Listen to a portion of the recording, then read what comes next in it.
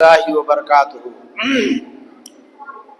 इन्नल हम्दलिल्लाहि नहमदुहू व नस्तईनुहु व नस्तगफिरुहु व नुमिनु बिही व नतवक्कलु अलैहि व नऊज़ु बिल्लाहि मिन शुरूरि अनफुसिना व मिन सय्यिआति अअमालिना मन यहदिहिल्लाहु फला मुज़िल्ल लहु व मन युज़लिलहु फला हादिय लहु व अशहदु अन ला इलाहा इल्लल्लाहु वहदहु ला शरीका लहु व अशहदु अन्ना मुहम्मदन अब्दुहु व रसूलुहु अम्मा बाद फ़इन्ना खैरल हदीस किताबुल्लाह व खैरल हदी हदी मुहम्मदिन सल्लल्लाहु अलैहि वसल्लम व शर्रल उमूरि मुहदसातुहा व कुल्लु मुहदसतिन बिदअह व कुल्लु बिदअतिन ज़लालह व कुल्लु ज़लालतिन फिन्नार।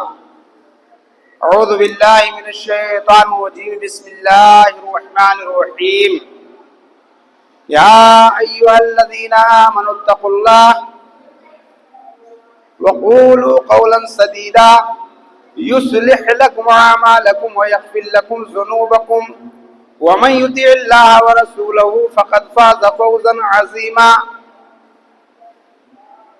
व क़ाल या अय्युहल्लज़ीना आमनू क़ू अनफुसकुम व अहलीकुम नारा वक़ूदुहा अन्नासु वल हिजारा अलैहा मलाइकतुन ग़िलाज़ुन शिदाद ला यासूनल्लाह मा अमरहुम व यफ़अलून मा युमरून। वक़ाल नबिय्यु सल्लल्लाहु अलैहि वसल्लम कुल्लु मौलूदिन युलदु अलल फितरह फ़अबवाहु युहव्विदानिही व युनस्सिरानिही व युमज्जिसानिही। रब्बि इश्रह ली सदरी व यस्सिर ली अमरी वहलुल उक़दतम मिन लिसानी यफ़क़हू क़ौली। क़ालू सुब्हानका ला इल्म लना इल्ला मा अल्लमतना इन्नका अंतल अलीमुल हकीम। रब्बि ज़िदनी इल्मा अल्लाहुम्मा रब्बि ज़िदनी इल्मा रब्बि यस्सिर वला तुअस्सिर व तम्मिम बिल खैर। और करे असर न करे सुन तो ले मेरी फरियाद, करे असर न करे सुन तो ले मेरी फरियाद, नहीं है दाद का तालिब ये बंदे आजाद। कुछ कुमरियों को याद है कुछ बुलबुलों को हिफ्ज, आलम में टुकड़े टुकड़े मेरी दास्तां के हैं। और तकरीर करते करते जमाना गुजर गया, तकरीर करते करते जमाना गुजर गया, अब नौजवान कौम का किरदार चाहिए।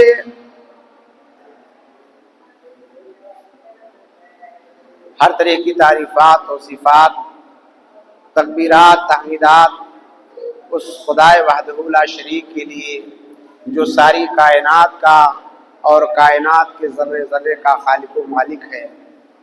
बादहू भी इंतहा दरूद सलाम अल्लाह के उन तमाम बरगुज़ीदा बंदों पर जो इस कायनात के अंदर हमारी रुश्द व हिदायत के लिए मबूस फरमाए गए, खुसूसन इमामुल अंबिया खातिमुन नबिय्यीन रहमतुल लिल आलमीन हज़रत मुहम्मद रसूलुल्लाह सल्लल्लाहु अलैहि वसल्लम पर। शुभराती तकरीर कराइन आदमी आए 60, शुभराती तकरीर कराइन आदमी आए 60 और दूसरे दिन जब लगा वीडियो जुटे 360। हजरात, ये दीनी प्रोग्राम है और इसका ऐलान करीब करीब आज 15 दिन से चल रहा है और ये भोजपुर थारू के मुसलमान हैं। अल्लाह रहम करे। अभी कहीं पे नाच लग जाए, आर्केस्ट्रा हो जाए या इस तरीके से कोई और सांस्कृतिक प्रोग्राम हो जाए, तब लोगों को देखिए रात की नींदें उनकी हराम हो जाएंगी, बैठेंगे और पैसे भी खर्च करेंगे। और ये दीनी प्रोग्राम है। इस दीनी प्रोग्राम में सिर्फ अपनी नींदों को अपने ऊपर हराम करना है, चंद घंटों के लिए, ज्यादा देर के लिए नहीं। अभी कुछ दिन पहले चोरों का शोर था, लोग रात रात भर जागते थे। किसके खौफ से? चोर के खौफ से कि कहीं घर में दाखिल ना हो जाए, घर के गल्ले रुपए पैसे जेवरात ना ले जाए और मर्डर ना कर दे। उस चोर के खौफ से सारा गांव जाग रहा था, घर के सभी अफराद मर्द और औरत जाग रहे थे, लेकिन अल्लाह का खौफ दिल के अंदर जर्रा बराबर नहीं है। ये रोज प्रोग्राम नहीं होता है।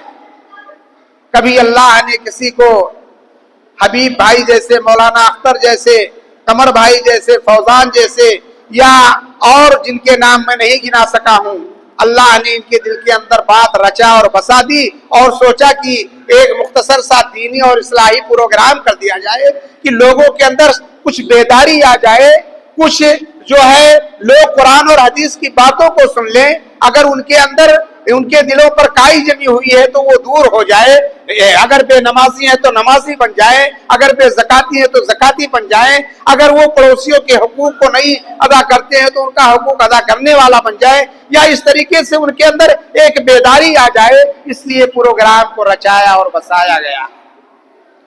लेकिन अल्लाह आराम करे कि उन नींदों को जो साल में कहीं एक मर्तबा या 2 मर्तबा प्रोग्राम होता है, उसमें भी लोग कर्राटे की नींद ले रहे हैं। ऐसा देखिए कि जैसे है ही नहीं, बेचारे बच्चे हैं। अच्छा, चंद साथी हैं जो बेचारे वो सो रहे हैं। क्या फायदा यहाँ आने से? इससे अच्छा घर ही पे सोना चाहिए था। मस्जिद सोने के लिए थोड़ा है, अल्लाह की इबादत है। वन्नल मसाजिद लिल्लाहि फला तदऊ मअल्लाहि अहद। तो मेरे दोस्तों, अभी आपके सामने सूरह तहरीम की आयत नंबर 6 की तलावत की और मुत्तफक अलैह एक रवायत पेश की। उसी की रोशनी में मैं आप लोगों के सामने कुछ बातें रखना चाहता हूं।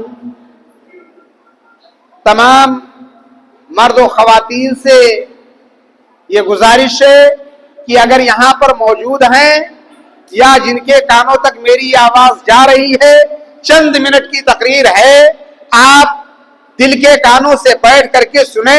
हो सकता है कि मेरी बात या कुरान की कोई बात, नबी की कोई हदीस आपके दिल में लग जाए और आपके अंदर सुधार पैदा हो जाए। अल्लाह रब्बुल आलमीन से दुआ है कि अल्लाह हमें कहने सुनने से ज्यादा अमल करने की तौफीक अता फरमाए।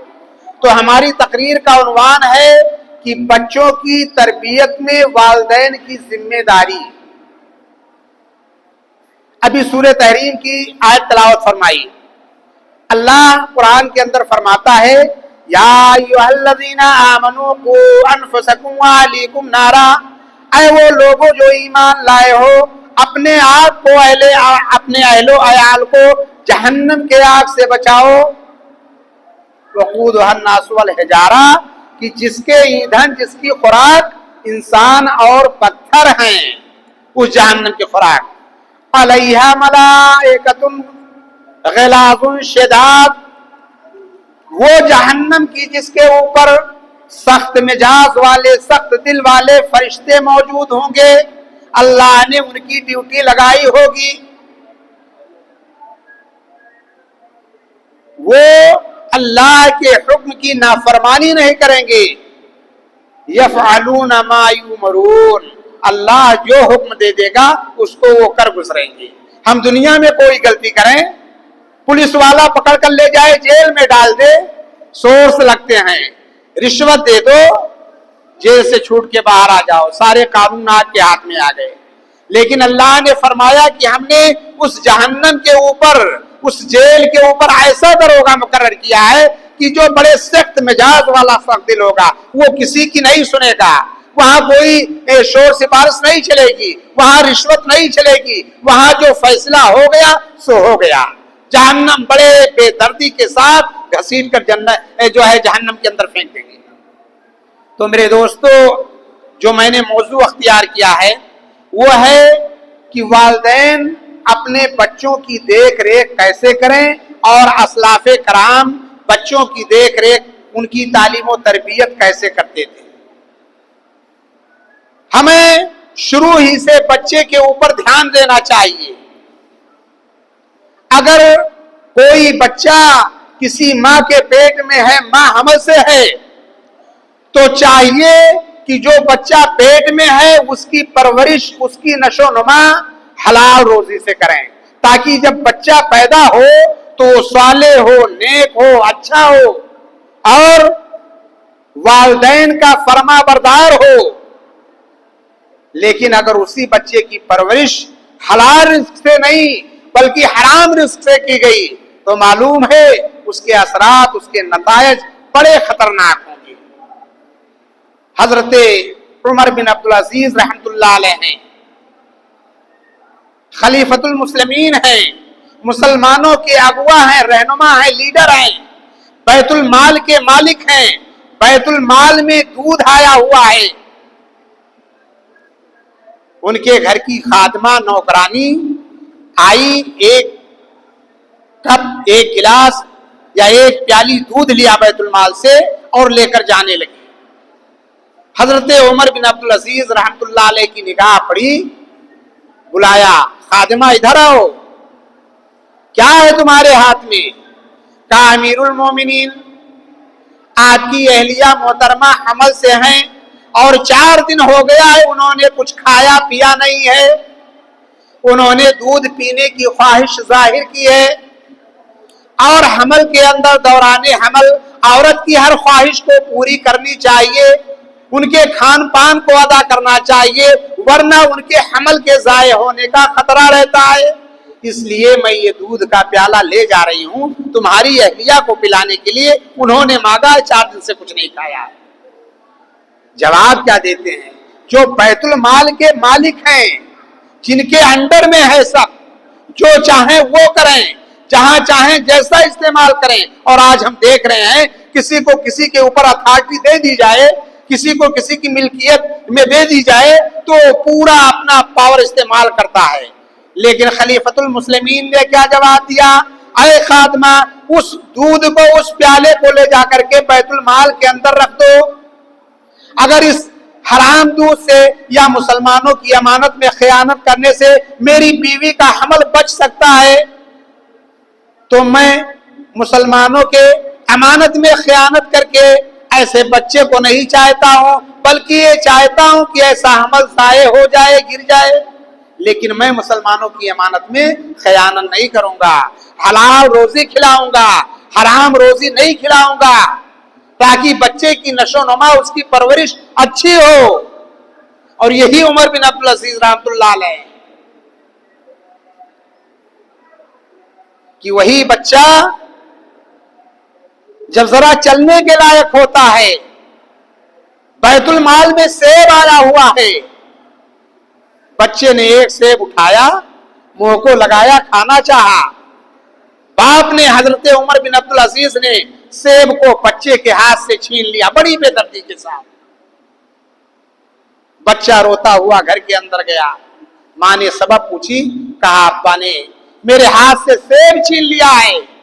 मां को बेटे के ऊपर तरस आई, खादिमा को बाजार भेजकर सेब मंगवाया, बच्चे को दिया।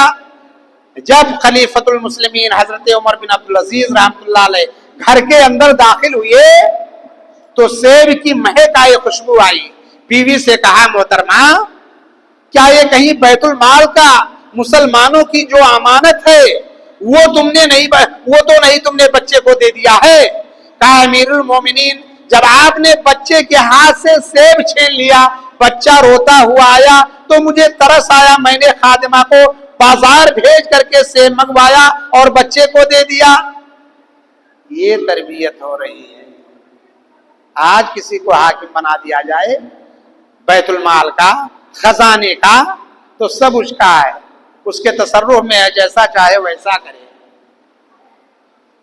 लेकिन बाप बेटी की तरबियत कैसे कर रहा है? यही उमर बिन अब्दुल अजीज हैं, इनका बचपना है, मदीना के अंदर हैं, पढ़ रहे हैं किसी आलिम दीन के पास, तालीम हासिल कर रहे हैं मदरसे में। एक मर्तबा असर की नमाज इनकी छूट जाती है, जमात छूट जाती है। मौलवी साहब ने बुलाया, कहा भाई तुम्हारी जमात कैसे छूट गई? हजरत उमर बिन अब्दुल अजीज को बुलाया, कहा तुम्हारी असर की नमाज कैसे छूट गई?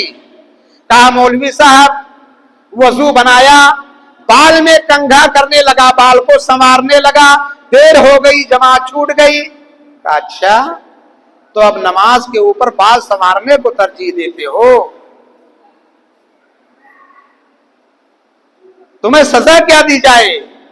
फौरन एक रुक्का लिखा उनके बाप अब्दुल अजीज बिन मरवान के पास। क्या लिखा? कहा तुम्हारे बेटे ने नमाज पढ़ने में ताखीर की, नमाज के वक्त वो कंघा कर रहा था, उससे जमात नहीं अदा हो सकी, नमाज उसकी छूट गई, पढ़ा नमाज लेकिन जमात के साथ नहीं पढ़ी, उसकी जमात छूट गई है, उसको सजा क्या दिया जाए? तो हजरत उमर बिन अब्दुल अजीज के वालिद यानी अब्दुल अजीज बिन मरवान ने एक नाई को भेजा, कहा जाओ मेरे बच्चे के पास जो मदरसे में पढ़ रहा है, सबसे पहले उसका बाल मूड़ना, उसके बाल काटना, उसके बाद कोई बातचीत करना। ये तरबियत है बच्चे की। तब आज उनका नाम लिया जा रहा है। लेकिन हमारी तरबियत क्या है? हम भी अपने बच्चों को क्या बनाना चाहते हैं, उससे बखूबी वाकिफ हैं।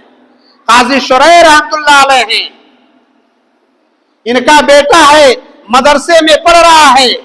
मौलवी साहब ने देखा, कहा ऐ बेटे ये तुम्हारे बाल बहुत बड़े हो गए हैं, कल नाई से कटवा के स्कूल में आना। कहा ठीक है मौलवी साहब, कल कटवा के आऊंगा बाल। काजी शुरैह रहमतुल्लाह अलैह के साहबजादे ने कहा ठीक है मौलवी साहब, कल कटवा के आऊंगा बाल।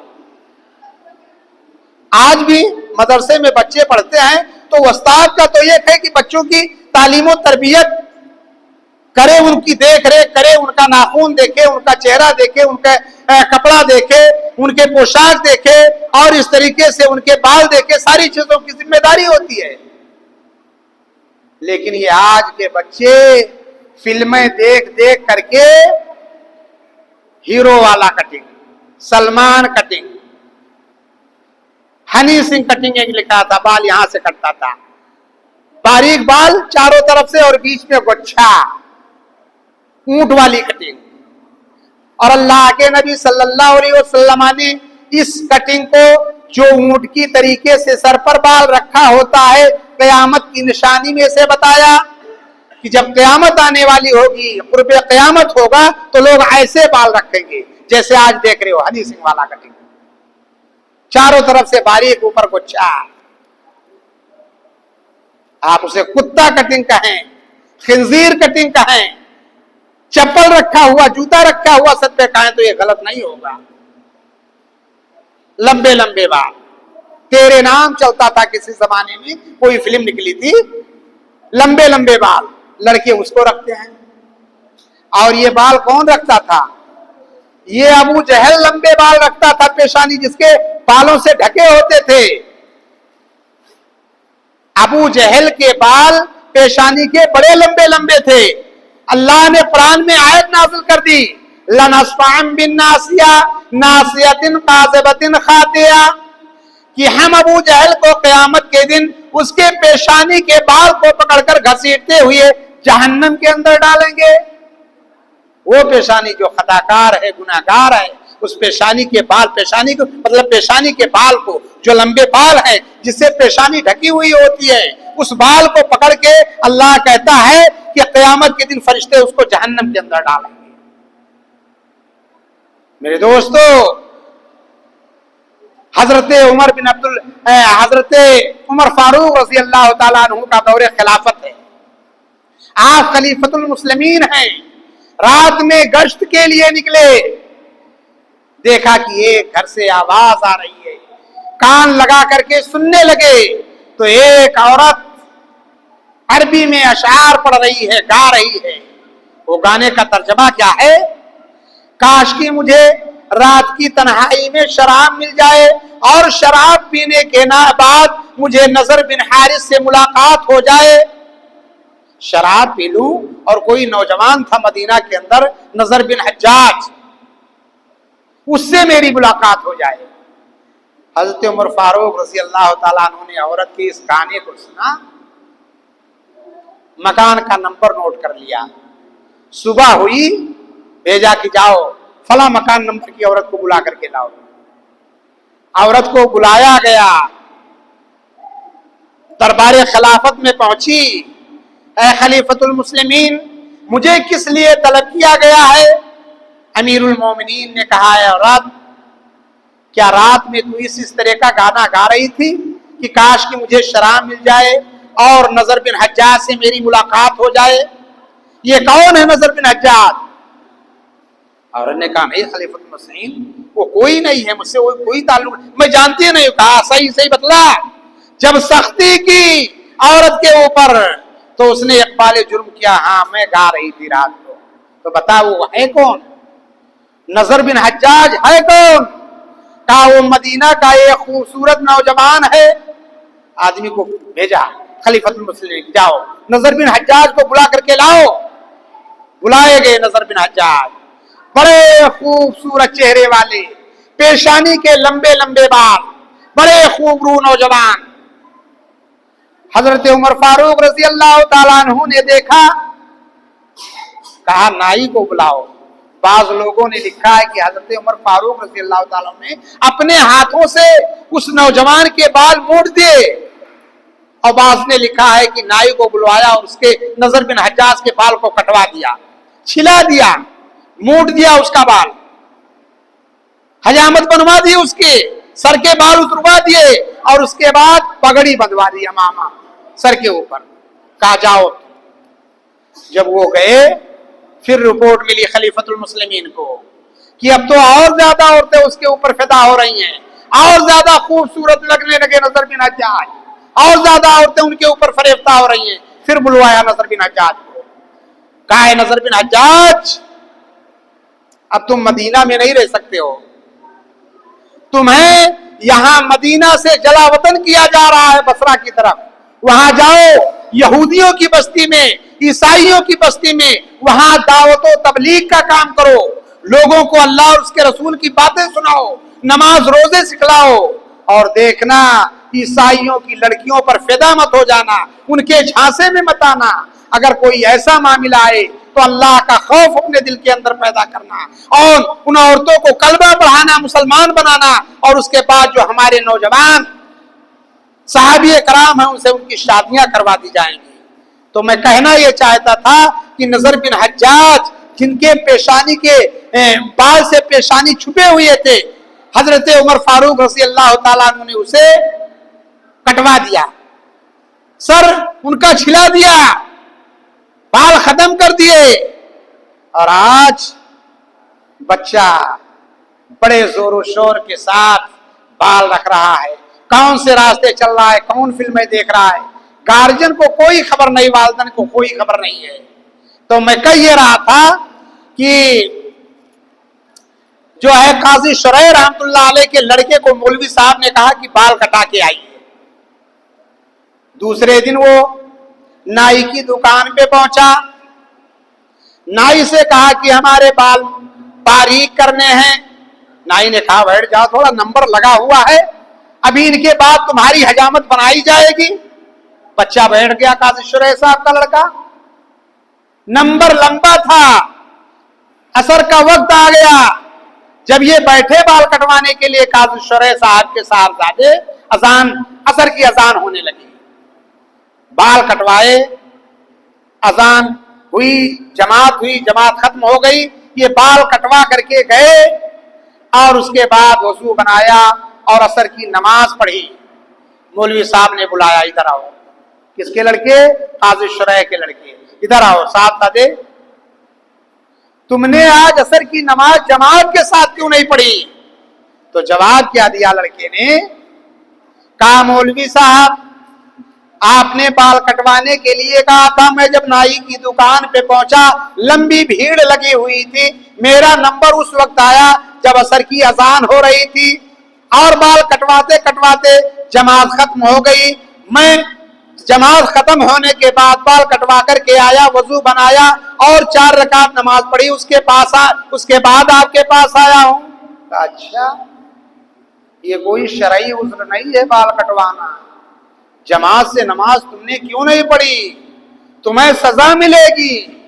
और फिर कहा मैं सजा नहीं दूंगा।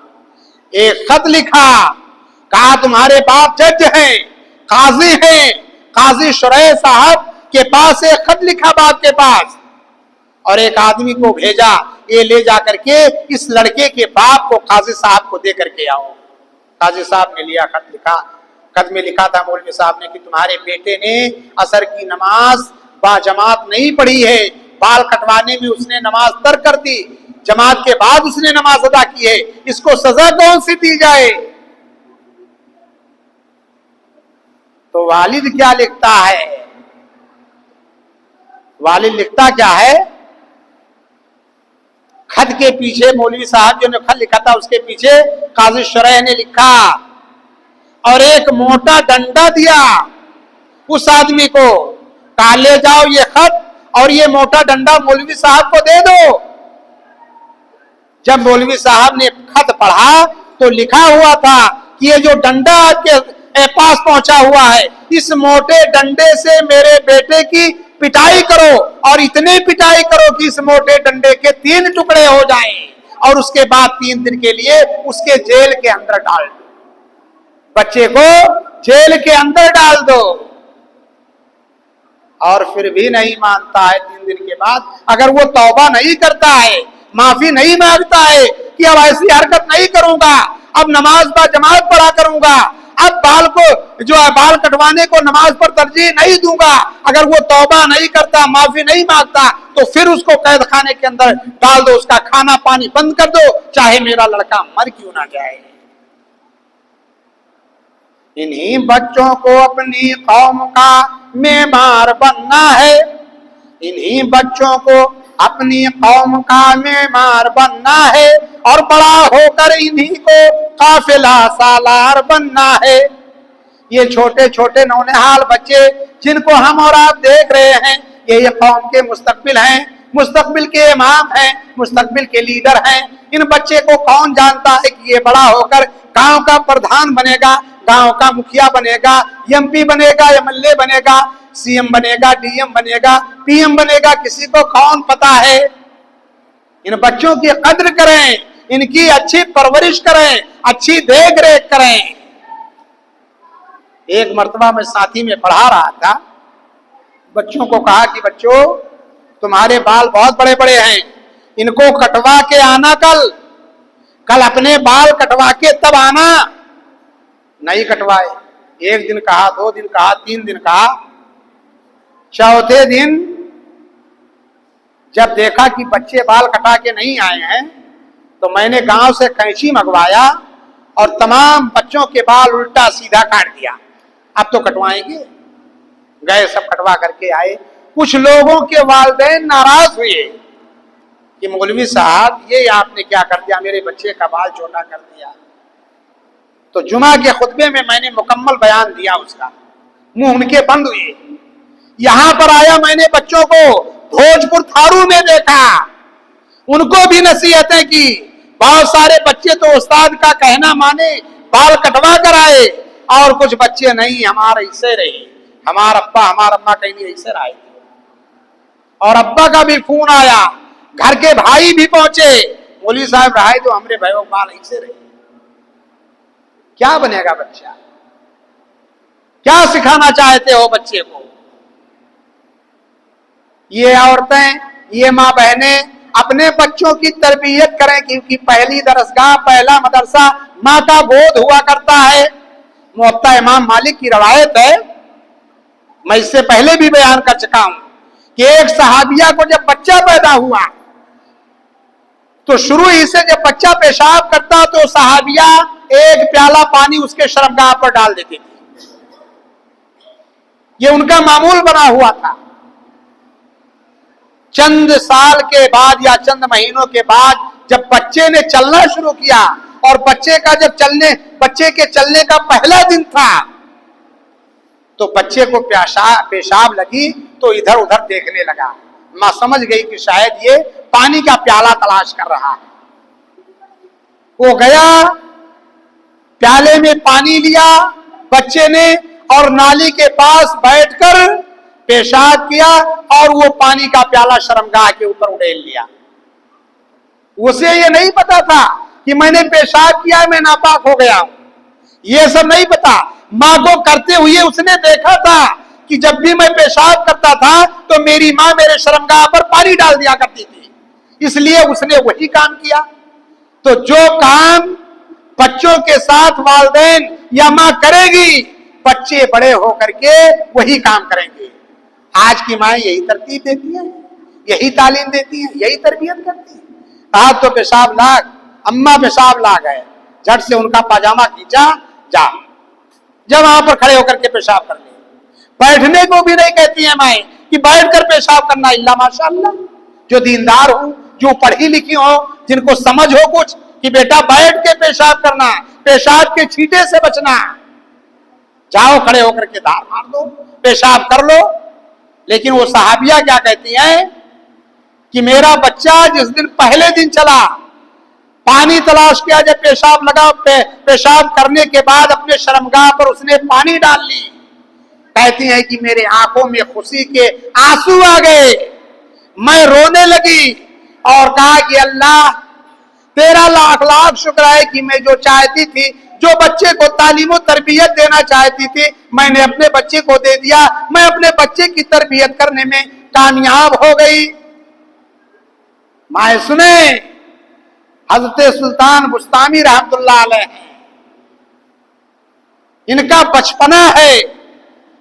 इनकी माँ बेटे को, सुल्तान बुस्तामी को बुलाती है, बेटा नमाज पढ़ो, अल्लाह के सामने सजदा करो, अल्लाह से दुआ करो, रो गिड़गिड़ाओ, मांगो, अल्लाह से जो मांगोगे अल्लाह देगा।